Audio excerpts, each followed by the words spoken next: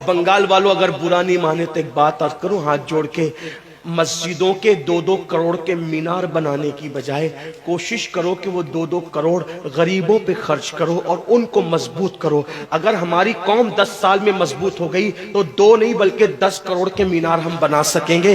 اس لیے میری گزارش ہے جلسوں کے خرچے بھی کم کرو، شادیوں کے خرچے بھی کم کرو اور سب خرچے کم کر کے اپنی قوم کو مضبوط کرو۔ حضور علیہ السلام اسی لیے تشریف لائے تھے تو دیندار بنو، مالدار بنو، اور نمبر 3 ایجوکیشن پہ بہت محنت کرو۔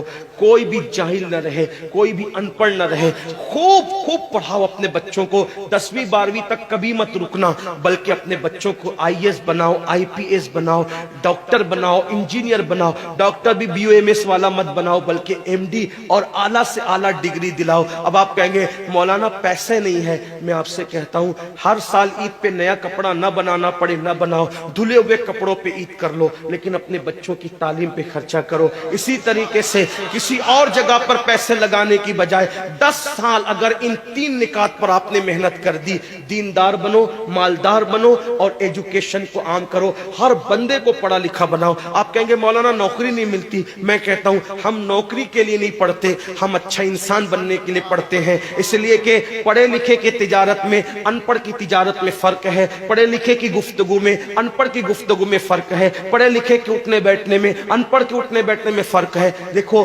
آپ یہ نہیں کہتا ہوں کہ آپ سب ان پڑھو، لیکن ایک بات آپ سے کہتا ہوں محفل میں پڑھے لکھوں کا انداز اور ہوتا ہے، ان پڑھ لوگوں کا انداز اور ہوتا ہے۔ کھانے میں، پینے میں، اٹھنے میں، بیٹھنے میں تعلیم کو عام کرو، دنیا بھی پڑھاؤ، آخرت بھی پڑھاؤ۔ اپنے بچوں کو اتنا علم دو کہ وہ مسلمان رہے، سچے مسلمان رہے، اور اپنی بچیوں کو بھی اتنا علم دو سچی پکی مسلمان رہے، اور اسکول، کالج، یونیورسٹی میں اعلیٰ سے اعلیٰ تعلیم دلاؤ۔ اور یاد رکھنا غربت کا بہانہ مت بناؤ۔ بیٹیا کی شادی ہوتی ہے تو لاکھوں روپے کہاں سے آتے ہیں، اور آپ سے کہتا ہوں 8 گھنٹے محنت کرنے کی بجائے 16 گھنٹے محنت کرو، محنت میں پیچھے مت ہٹو، اپنے بچوں کو پڑھاؤ۔ صرف 10-12 سال ہندوستان کے تمام مسلمان محنت کر کے اپنے بچوں پہ محنت کر لیں، کوشش کر لیں، کاوش کر لیں، تو دیکھنا نقشہ بدل جائے گا۔ یہ بھی آپ سے کہتا ہوں، ایک بات کہتا ہوں، منع نہیں کر رہا ہوں، اگر مجھ سے غلطی ہو تو میرے علماء اصلاح کریں گے، آپ میری ذات کو دیکھ کے قبول نہیں کرنا۔ باپ کے چہلم پر 40 دیگ پکانے کی بجائے 1 دیگ پکاؤ، ان 40 دیگوں کا خرچہ بچا کر کسی بچے کی تعلیم پر اپنے باپ کے ایصال ثواب کے لیے خرچہ کر دو۔